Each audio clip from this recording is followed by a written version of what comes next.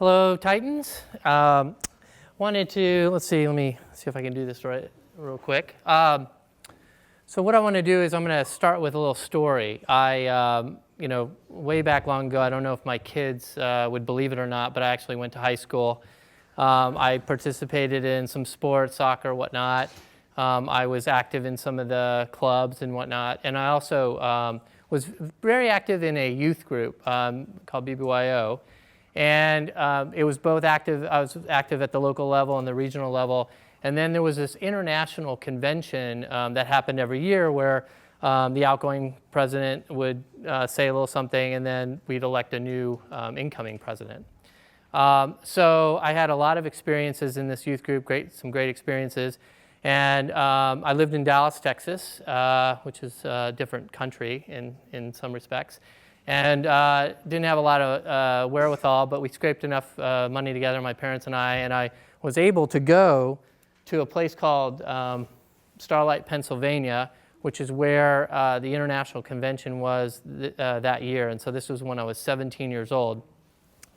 So I made my way to Starlight, and it was the organization is divided between girls and boys, and the boys had their sessions and the girls had their sessions.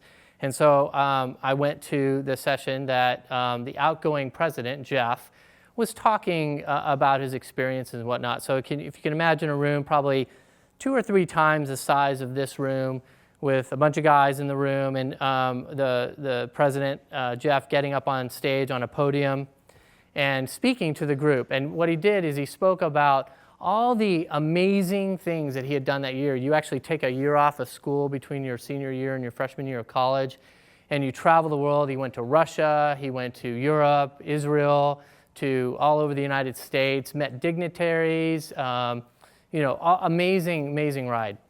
So he got up there and he talked to us about this amazing year.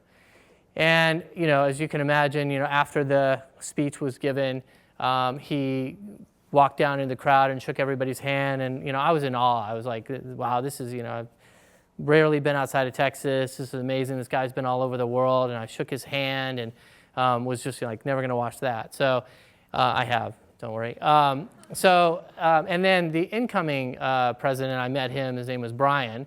And that was pretty cool too. So, I left Starlight, Pennsylvania with kind of a hop, skip, and jump in my step and feeling really good. And so kind of fast forward about 2 months later, Brian, the new president, had come to Dallas to visit our area.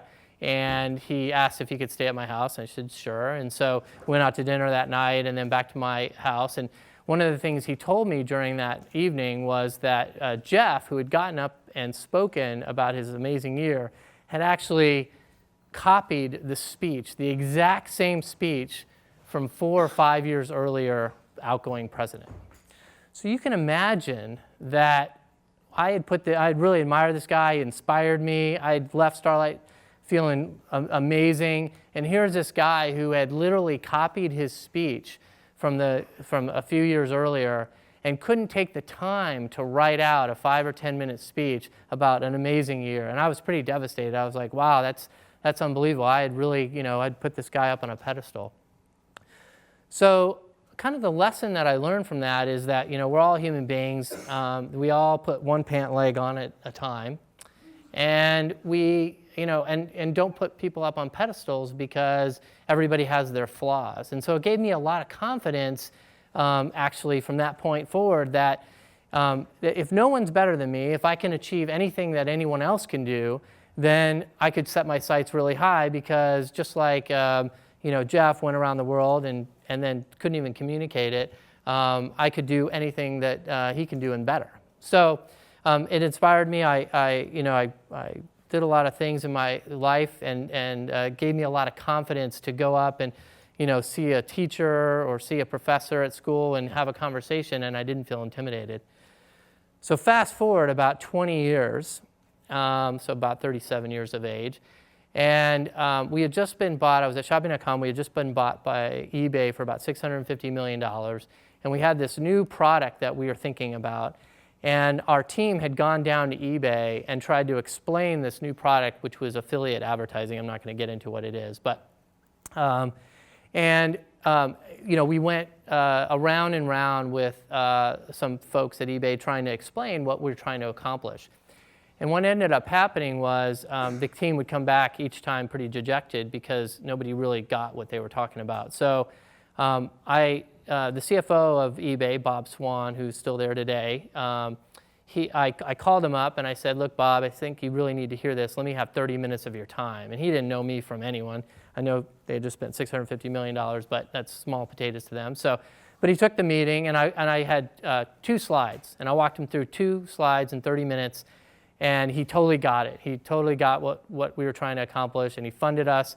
And it took off. It made probably $100 million in the next couple of years. So I was able to communicate, and the reason I was is because I had the confidence. I wasn't intimidated by, here he is, the CFO of eBay, in a big $16 billion company in revenue, X number of billions of dollars market cap, but I was able to have a conversation with him, and he respected me. And ever since that time, he's remembered me, and we get together probably once every 6 to 12 months just to catch up and see what's going on since I've moved on from eBay. So the thing that I think is critical is understanding that you can do anything, that you should have a ton of confidence. And so kind of the 3 things that I'd leave you with is have confidence in yourself. If you want to go talk to that teacher, if you want to go talk to that professor, if you want to go talk to your parents or any adult, have confidence in yourself. Don't feel intimidated. Be respectful. That's really key. They have more experience than you do, so be respectful. But at the same time, don't feel intimidated. Believe it or not, they were once a kid. They still put on one pant leg at a time, and you can relate to them, and they can relate to you, and they appreciate that. The other thing is integrity. So integrity is the value system that you live by, the ethics that you live by, and that's really, really important to never waver from your integrity. As CFO of Yelp, which is my current position, that's really important to me. If I ever lose my integrity, that would be the end of my career pretty much. So it's integrity in numbers, integrity in what you say. It's really, really important to be accurate and truthful. And so, I can think of one person pretty recently that had a bit of an integrity problem. Anybody here know Lance Armstrong? Yeah. So if somebody hires him to do an advertisement for them, do you think you're going to buy that product? Nobody would probably do that at this point. But so he lost a lot of integrity given his scandal and the fact that he didn't come clean and didn't admit it. So really important to have integrity. The other thing is, find a mentor. It's really important, especially in Silicon Valley, with just an enormous resource, as I think most of you know. Go find a mentor. It can be your parent, but preferably not. It should be somebody that either your parents know, or maybe a teacher, or maybe somebody that you meet in a professional outing, such as one of your clubs that you do here at school, or maybe in the sports world with this track and field or soccer or whatnot that you do. Go say to that person that, hey, I've got this problem. I'd like your advice. I'm thinking about these types of things. What is your experiences that you have experienced in your life? Go get a mentor. Go get 2. Go get 3. I have a few in my life. Bob is definitely one of them, the guy I mentioned earlier.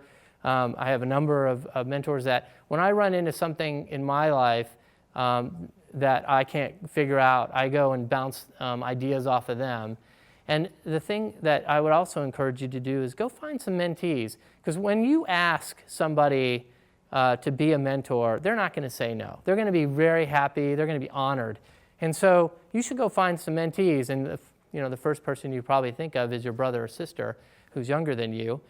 You can help them out in different decisions that they have to make. But as you pay it forward. So as you go through life, find a mentee and help them along the way. Have them ask you questions about the experiences that you gain in your lifetime, and pay it back to them. So those are my messages today. I hope it resonates with some of you. You live in a great time, obviously technology driven today. You live in the heart of Silicon Valley. Things are going pretty well in the Valley. And so I think as long as you keep these things, 3 things in mind, there's nothing you can't accomplish. So go out there and get him. Thanks. Thanks.